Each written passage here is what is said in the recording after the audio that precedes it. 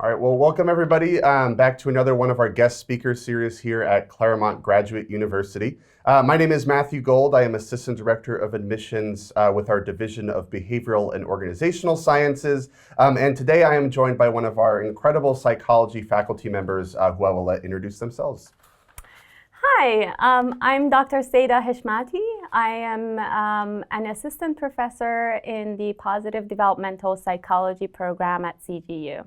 All right, perfect. Well, thanks again for joining us. We really appreciate it. Just to start us off, do you want to tell us a little bit about your academic and scholarly journey, just what brought you to the field of psychology and the research you do now, and even specifically what brought you to CGU? Absolutely. So I have a PhD in the field of educational psychology, where I was very curious about the psychology behind the experiences in people's educational journeys. And so once I graduated with my PhD, I was more focused on, what is the positive aspects of the journey that people go through in their educational experiences, which brought me to a very unique postdoctoral position at Penn State University, where we got to kind of look into the well-being aspect of people's day-to-day experiences as they went through their educational journey. And so we looked into young adults in a college setting and kind of looked at their momentary aspects of their well-being. We used these unique developmental methods to look into these specific aspects of well-being and happiness in people's lives as they transitioned to this unique educational setting.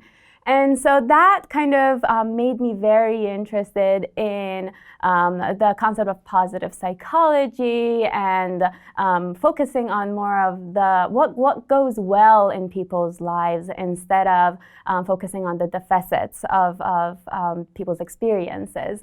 Having done that research, and then at the same time being trained in these quantitative developmental methods in the unique space that Penn State kind of provided for me, I kind of,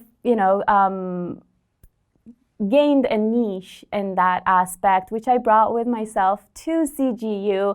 Again, another unique context in which we have the field of positive psychology and the faculty that contribute to that field and do research in that field. And I thought that this was a perfect context for the type of research that I do and the passion that I have for what goes well in people's lives. And so that brought me to CGU. Awesome. Well, thank you. So you mentioned the words positive psychology a lot. Yes. In that. And you're right, CGU is very unique in the fact that we have something called positive psychology. So you touched on it a little bit. Do you mind elaborating a little bit on what makes positive psychology different from traditional psychology? And if there is a way, how do researchers in this field tackle their research and the field of psychology differently? Absolutely. So the field of positive psychology kind of came about in the year 2000, so it's very new, but it came about with the introduction of this field by Marty Seligman and Mihaly Csikszentmihalyi, who is at our campus. And so when these people kind of put their thoughts together, they were kind of looking at the types of research that had been done up to that year on the kind of psychological aspects of people's lives. And they realized that we've been focusing too much on the negative aspects of people and how to fix the negative, rather than looking at, what is really going well, what is positive in people's experiences that we can enhance and promote to kind of take people's lives from a more survival level to a thriving and flourishing experience in life. So that's how kind of positive psychology came about. And in positive psychology, we try to make sure that we're not ignoring the negative, we're not ignoring those experiences that can complement the positive, but we're trying to complement the negative with the research on positive to kind of get a more holistic overview of a human's experience in their life. So that's what we focus on positive in the field of positive psychology. And specifically, at CGU, I think we have one of the most unique programs where the field of positive psychology is both practiced, is researched on, and faculty have experience in it. Especially having Mihaly Csikszentmihalyi here, which has been a great mentor to all of us. And so kind of we have, positive programs like positive developmental psychology or positive organizational psychology, which can provide this context for students who are interested in this aspect of people's lives to kind of come and research and learn about it with our faculty here. Awesome, perfect. Well, thank you. So you're fairly new to CGU. You joined us here, I think, officially at the beginning of this year, back in January, correct? In Yes. spring semester. Yes. So being new to CGU, I mean, how does your experience here differ from your experience in other academic institutions? And what do you feel makes CGU unique? Yeah, well, there's a lot of things that make CGU unique. Well, for me, again, being in the psychology field, having this positive psychology niche in this program is very unique that you might not be able to find in any other university, especially in the PhD level. And also, at the same time, because we are an only graduate university and also a very kind of small community of faculty, we get to interact closely with people in the other fields as well. With that has brought this kind of unique context for my research to be able to do more of the transdisciplinary work, to both teach in the transdisciplinary aspect of the concepts that I'm interested in, like flourishing, and also do research with faculty, for example, in the community and global health fields, in the computer sciences fields, health informatics.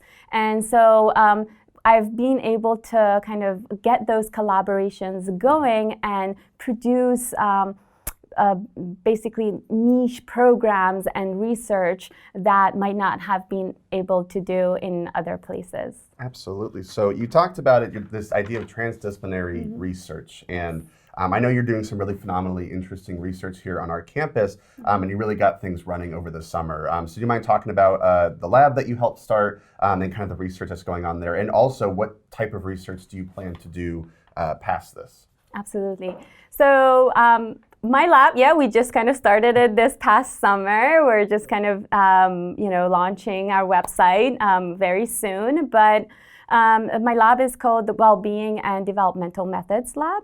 And students in my lab focus on kind of the momentary aspects of well-being in different types of contexts. So, for example, I'm interested in looking at, the daily experiences of well-being in vulnerable populations. For example, caregivers for cancer patients. These are people who spend a lot of their day and time and moments caring for another being while they are not really focusing on themselves.